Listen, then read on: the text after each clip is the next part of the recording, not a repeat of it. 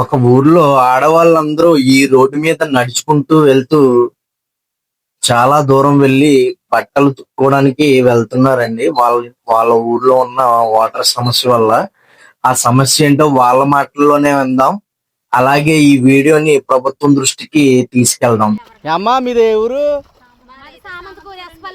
ఎస్పల్లిపాలెమా? బట్టలకైతే వెళ్ళలేదు కానీ మంచినీళ్ళు అయితే కరువే. 3 నెలలు మాకు కరువు అయిపోతాయి. జూన్ ముందే కరువు. ఇప్పుడు మంచినీళ్ళు కూడా రావట్లేదా మీకు? నీళ్లు లేవు, బట్టలు తుక్కోవడానికి నీళ్ళు లేవు. మా తిప్పలు కుక్కలకి లేరు. నిజంగా గవర్నమెంట్ ఏం చేస్తుందో తెలియట్లేదు. సామంతపూర్ ఎస్పల్లిపాలెనికి పట్టిన దరిద్రం ఏ ఊరికి లేదు, రాదు కూడా. మాకు ఈ తిప్పలేంటి? అక్కడ వంటలే చేసుకోవాలా, పిల్లలు స్కూల్ పంపుకోవాలా, 5 కిలోమీటర్లు లెక్క వచ్చి బట్టలు ఉతుక్కోవాలా. మా కర్మ ఇలాగే కాలిపోద్దా? ఓట్ల కోసమే వస్తారా?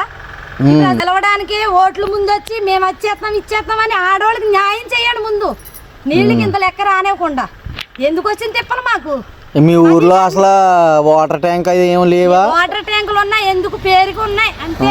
మాకు తాగడానికి ఉపకారం. రోజుకి మీకు రోజు వస్తాయా లేకపోతే ఎన్ని రోజులకు ఒకసారి వస్తాయి? 5 రోజులకి 6 రోజులకు ఒకసారి వస్తున్నాయి. అయ్యాయి 4 బిందులు లేదా 5 బిందులు.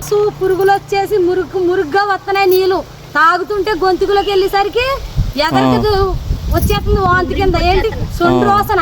కాసుకుంటూ తాగుతున్నాం. కాసుకోలేని వాళ్ళు ఏం చేస్తారు? ఇంకా అయ్యే నీళ్ళు తాగి జ్వరాలతోటి జబ్బులతోటి పడవలసి వస్తుంది. ఏంటి మా కర్మ? మమ్మల్ని పట్టించుకునే నాదుడే లేడా? ఏంటి ఇదే పరిస్థితి? మాకు ఇదే పరిస్థితి. 2 రోజులకు ఒకసారి రావడం, ఉతుక్కోవడం, వెళ్ళడం. అవసరం అయితే ఈ నీళ్ళు ఎట్టుకెళ్ళి వండుకుని తినవలసి వస్తుంది. నీళ్ళు ఎలా ఉన్నాయి అసలు?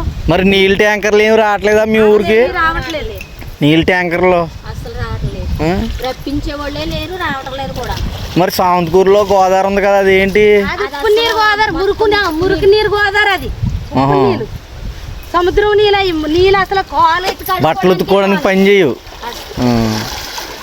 మరి మీరు ఏం చెప్పాలనుకుంటున్నారు ప్రభుత్వానికి? చెప్పండి. ఏం చెప్పాలా? మాకు ధనధాన్యాలు అడగట్లేదు, నీళ్లు మాత్రం సౌకర్యం కావాలి మాకు.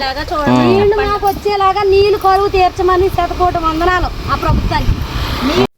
ఈ వీడియోని అందరికీ షేర్ చేయండి.